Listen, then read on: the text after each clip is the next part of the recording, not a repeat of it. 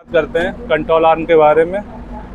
Control arm ये part है, ये प्राइमरी सस्पेंशन का एक हिस्सा है जो फिएट बॉगी एलएसपी कोच में लगा होता है। ये प्राइमरी सस्पेंशन का हिस्सा है कंट्रोल आर्म।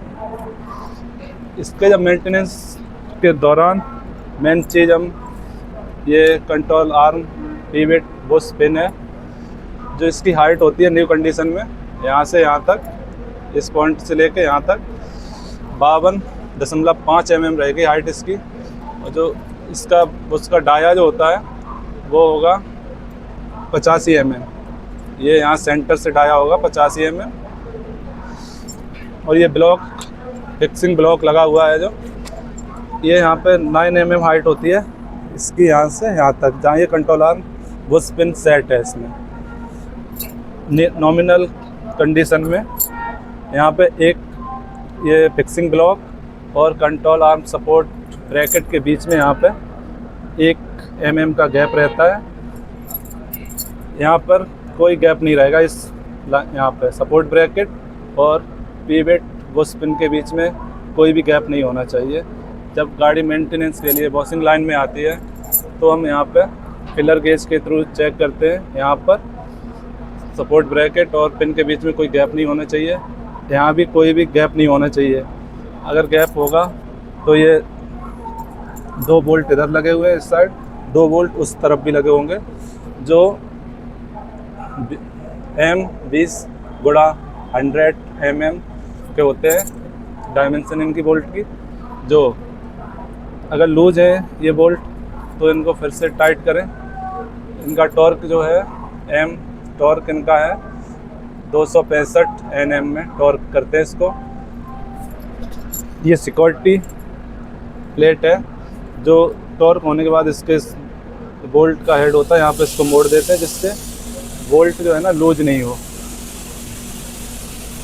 ये इलास्टिक जॉइंट दे रखा है, इलास्टिक जॉइंट के थ्रू ये साइड फ्रेम के साथ जुड़ा हुआ है कंट्रोल आर्म। और यहाँ पे ये जो है ना ये वाला भाग बियरिंग के ऊपर होता है कंट्रोल आर्म का, सामने का फ्रंट भाग बियरिंग। और जो कंट्रोल आर्म अपर भाग के साथ ये लग होता है सिप, ये लग लगा हुआ है कंट्रोल आर्म अपर पार्ट। इसके 2 पार्ट होते हैं, अपर और लोअर। ये भाग अपर पार्ट है, एक भाग जो है बोल्ट के थ्रू नीचे से जुड़ा हुआ है ये लोअर कंट्रोल आर्म कहते हैं, और ऊपर वाले को upper control arm. Upper control arm में ये लग लगा हुआ है, अटैच है। ये जो भाग है लोअर कंट्रोल का, लोअर कंट्रोल आर्म का लोअर भाग, ये डैम्पर का जो एक भाग लोअर भाग जो है डैम्पर का, ये लोअर कंट्रोल आर्म पर फिट होता है।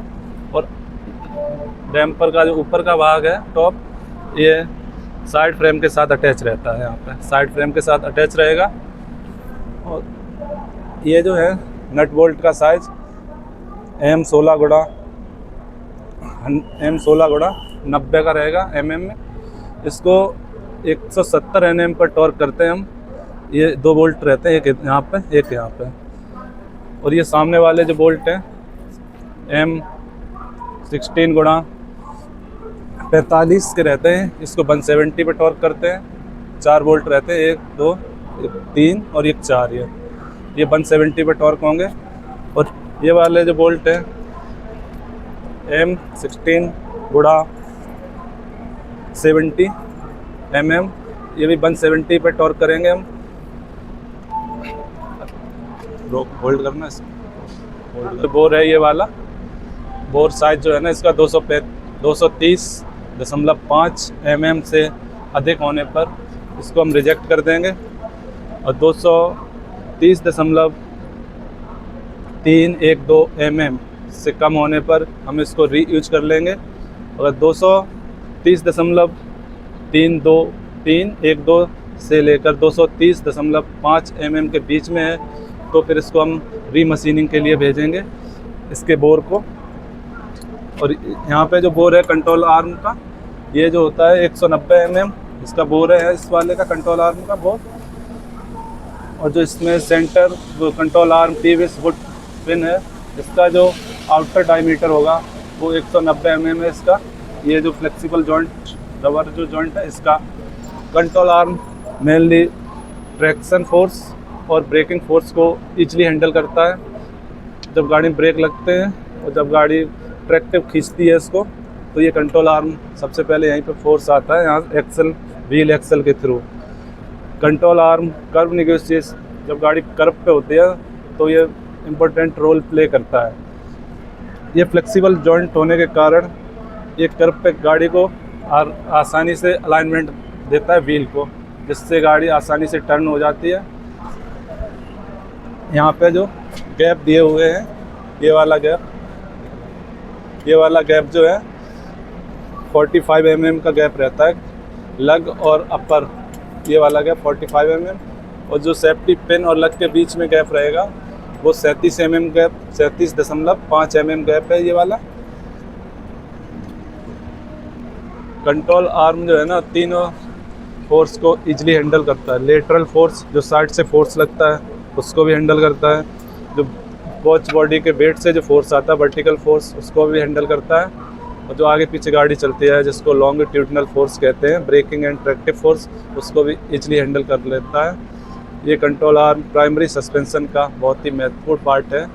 इसको मेंटेनेंस के दौरान इसका कोई भी पार्ट मतलब बिना चेक किए नहीं छोड़ सकते हैं।